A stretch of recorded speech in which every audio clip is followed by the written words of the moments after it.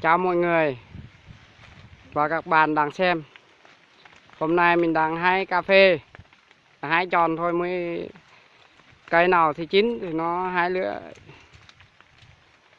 Năm 2019 này không có trái lắm do thiếu nước. Các bạn hãy xem nhá.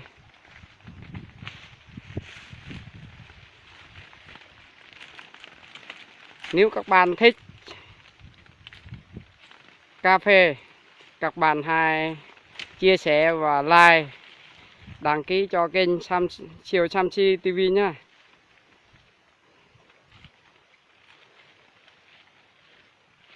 Xin đừng tiếc, hãy chia sẻ like cho tất cả mọi người xem. Hôm nay cà phê này một số chín, một số không. Này, cái này là chín, đang hai lựa này.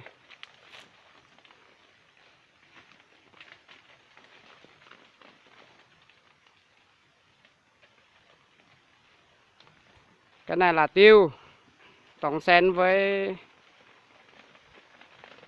ca.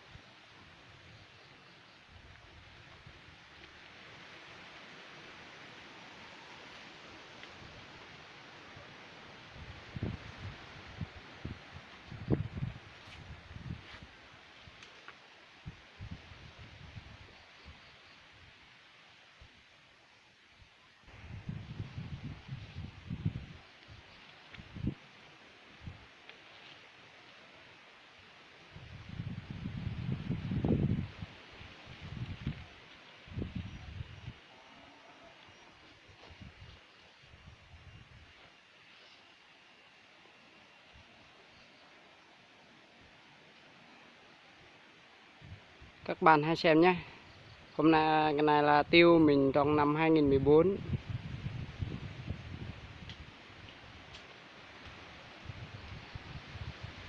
Nhưng mà trái chưa to, trái nó đang nhỏ.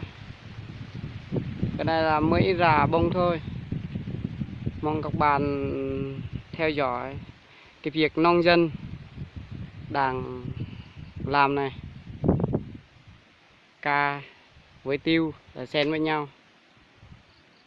Nếu các bạn thích, các bạn hãy thích cho mình nha, hãy chia sẻ cho mọi người xem cho tiêu này. Cái này là ca này.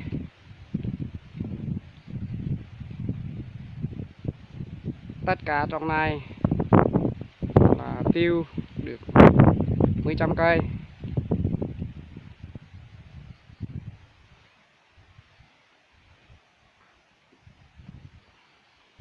Hôm nay mình đã đi vòng vòng trồng tiêu cà.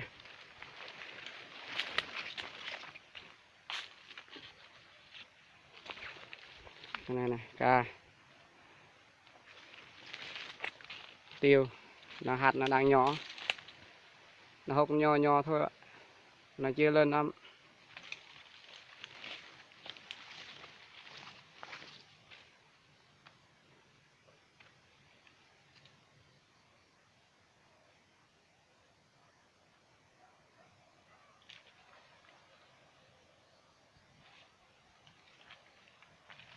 Cái đây là mình trồng cây muông cao quá, sâu 7 mét.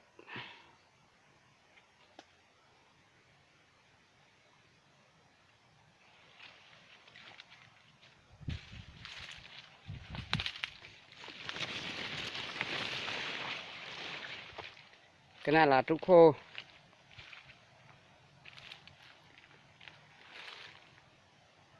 Cho mọi người thanh long trồng xen với tiêu. Đó.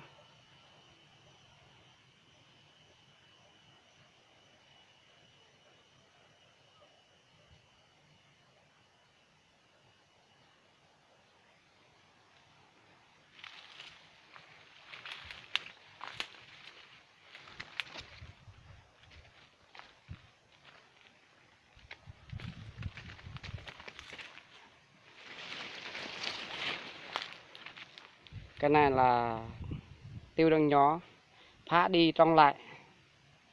Rồi sâu quá, hôm nay mình trồng lại hai cây này.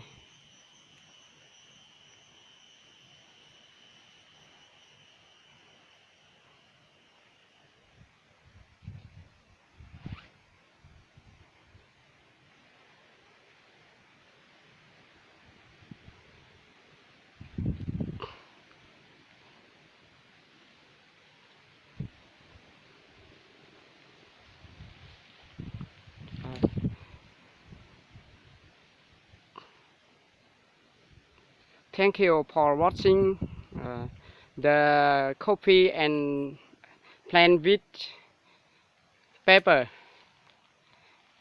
This paper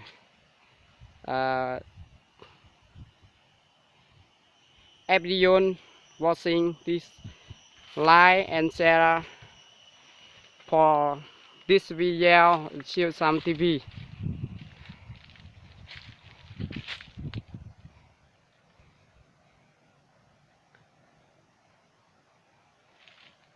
If you are like this video, there are everyone comment for this video.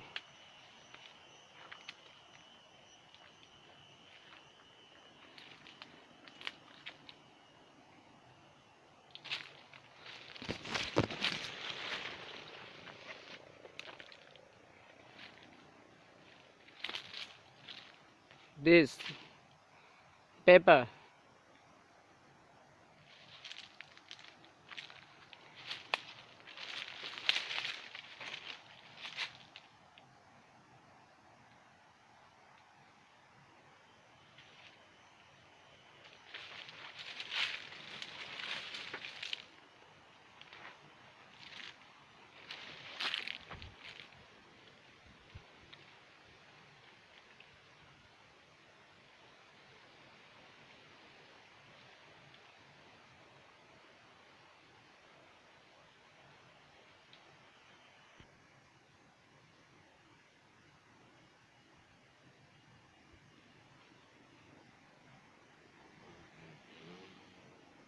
ở bên này mệt nong dòng tê lăng phim có quay mang muông có mà nó lên bẹ cà phê là tôm bình xạ đây này ta bình ta khắp mang tiêu nè phê nè gì có pla rong vít pla pla hoa còn nhớ bình ta lăng buổi nhám đều xem mạnh nhờ có chăng bình ta bu ta bây giờ bình ta tạp rê ta dỡ bình ta tít khắp hàng cọc họ này phe như gần vô đây lê tiêu lạc nhẹ đấy cả bộ prong đeo po như này bình ta lăng loại ngạ bằng vậy này bình ta bộ pha hiếu bình dòng tê bộ con lăng được họ bình bình y lu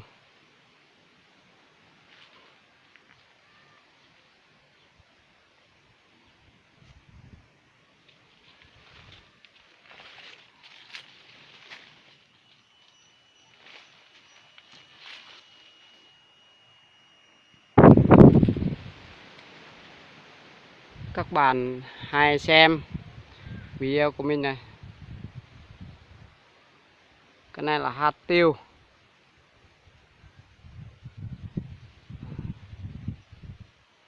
Tiêu. Cái này là mình không biết cây gì nhưng mà dân tộc mình nói là kiều cam. Mình trồng tiêu. Vậy là thanh long.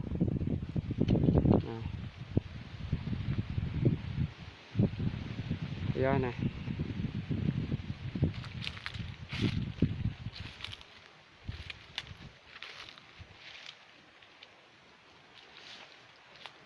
Nó hột nó đang nhỏ. Mong các bạn chia sẻ đồng cảm với video này với tất cả mọi người.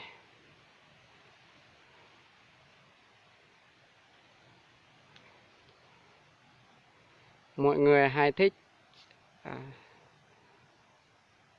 để theo dõi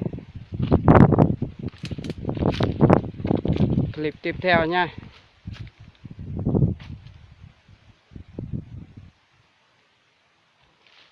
Cái này là trụ sống. Cái này là mình tưới bằng điện. Không như hồi xưa nữa. Hồi xưa thì mình tưới bằng máy. Hôm nay là tưới bằng điện. Bạn xem nhé.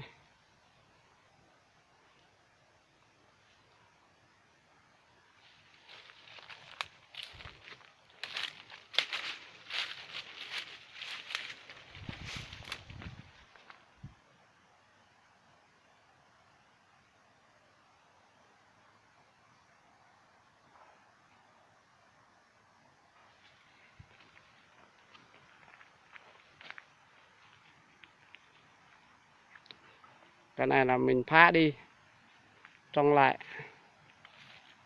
để kim dòng nó tốt, giò nó dòng nó nhỏ quá, hộp nó nhỏ. Cái này là hộp này rất to.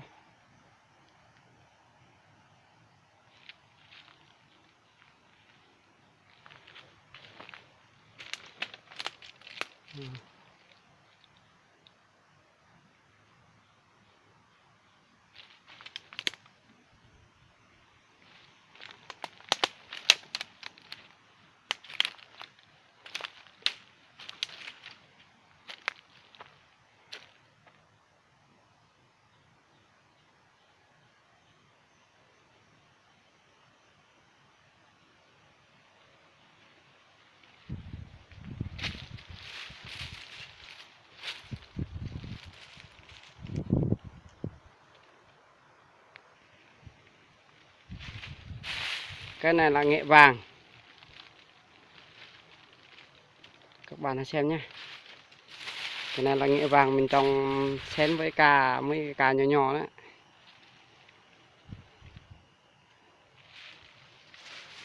Hộp tiêu.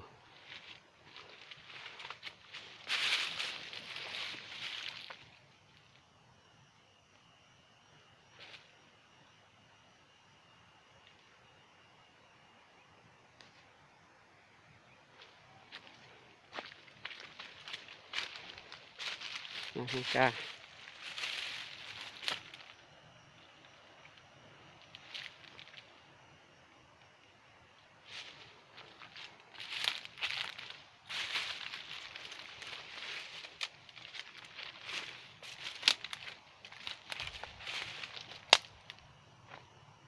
Cái này chết rồi, trồng lại, nó đang lên.